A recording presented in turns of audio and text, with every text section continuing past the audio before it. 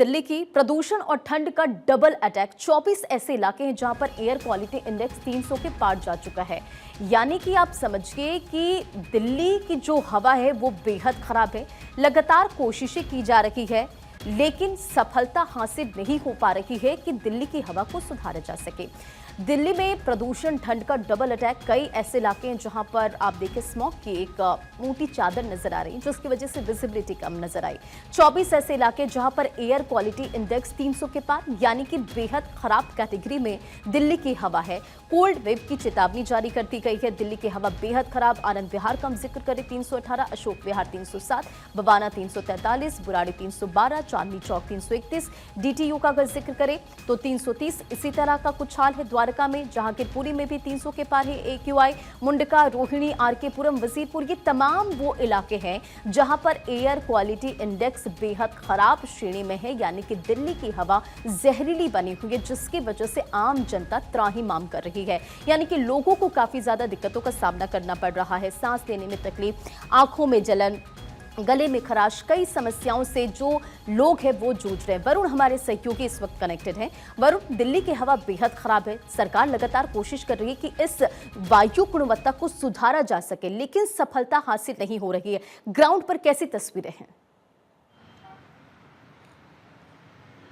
देखिए, बिल्कुल मैं ग्राउंड जीरो से ही तस्वीरें दिखा दूं आपको। एक सफ़ेद चादर जो है आसमान में नज़र आएगी और ये कोई कोहरा नहीं है, पॉल्यूशन की ही चादर है। सरकार जरूर कोशिश कर रही है लेकिन हर साल सरकारें सिर्फ कोशिश करती रहती है लेकिन कोई सॉल्यूशन अभी तक निकलता हुआ नज़र नहीं आ रहा है। पानी का छिड़काव कराया जा रहा है, कभी ग्रैब 2, ग्रैब 3 की पाबंदियाँ है उसको लागू किया जा रहा है, कभी कृत्रिम बारिश को लेकर कदम उठाए जा रहे हैं लेकिन साफ आबो हवा के अंदर राजधानी वासी कैसे सांस लेंगे, कब लेंगे, ये सवाल अभी भी सवाल ही बना हुआ है। तो ऐसे में ज़रूरी है कुछ कड़े कदम उठाने की, लेकिन कहीं ना कहीं आम आदमी को ही अब इस बात का ध्यान रखना होगा कि वो घर से निकले तो मास्क पहन कर निकले, किस तरीके से अपना बचाव करे कि उसको सांस की तकलीफ या फिर खांसी या कोई गले की कोई तकलीफ ना हो, कैसे वो बचे। अब कहीं ना कहीं आम आदमी को खुद से ही ये कदम उठाने पड़ेंगे क्योंकि सरकारें तो फेल होती नजर आ रही है।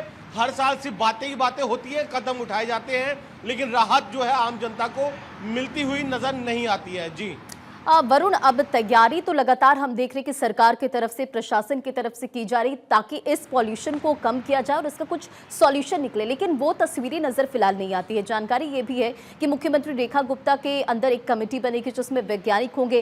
किस तरह से कमेटी काम करेगी ताकि पॉल्यूशन से लोगों को राहत मिल सके?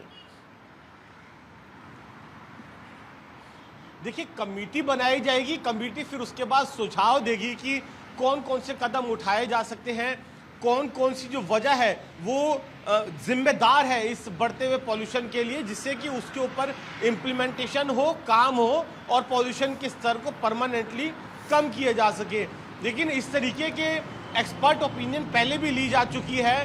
कई एक्सपर्ट्स के ओपिनियन के मद्देनज़र ही ये पानी का छिड़काव, कृत्रिम बारिश से लेकर जो भी कदम अभी तक उठाए गए हैं वो पहले भी ओपिनियन के बाद उठाए गए हैं लेकिन कोई खासा असर देखने को नहीं मिलता। आप देखिए ना कि जब भी नवंबर और दिसंबर आते हैं एक्यूआई लेवल 400-500 मतलब इतना ज़्यादा पहुंच जाता है कि जो कि बेहद खतरनाक स्तर होता है। सांस लेने के लिए बिल्कुल भी ये वातावरण नहीं हो सकता। तो ऐसे में अब जब ये कमेटी बनेगी, कमेटी जो सुझाव देगी उसका इम्प्लीमेंटेशन कैसे होगा और क्या उस इम्प्लीमेंटेशन से असर वातावरण में देखने को मिलेगा या नहीं मिलेगा, ये तो आने वाला समय ही बताएगा। लेकिन फिलहाल जो राहत है वो आम आदमी को मिलती हुई नजर नहीं आ रही है क्योंकि राजधानी का जो पॉल्यूशन है वो लगातार खतरनाक स्तर पर बना हुआ है। जाहिर तौर पर ये देखना काफी ज्यादा महत्वपूर्ण हो जाएगा कि आने वाले वक्त में क्या कुछ होता है, लेकिन अस्पतालों में भी लगातार मरीजों की संख्या में इजाफा हो रहा है। जो आम जनता है वो त्रस्त है, कई समस्याओं से वो जूझ रहे हैं। देखिए, निश्चित तौर पर क्योंकि इस पॉल्यूशन का सीधा सीधा जो असर है वो आपके गले पर देखने को मिलेगा, आपके लंग्स पर देखने को मिलेगा। तो लगातार चाहे अस्पताल हो चाहे क्लिनिक हो, वहाँ पर जो खांसी है, गले में खराश, सांस लेने में तकलीफ, इसके जो पेशेंट्स हैं उनकी संख्या लगातार बढ़ती जा रही है।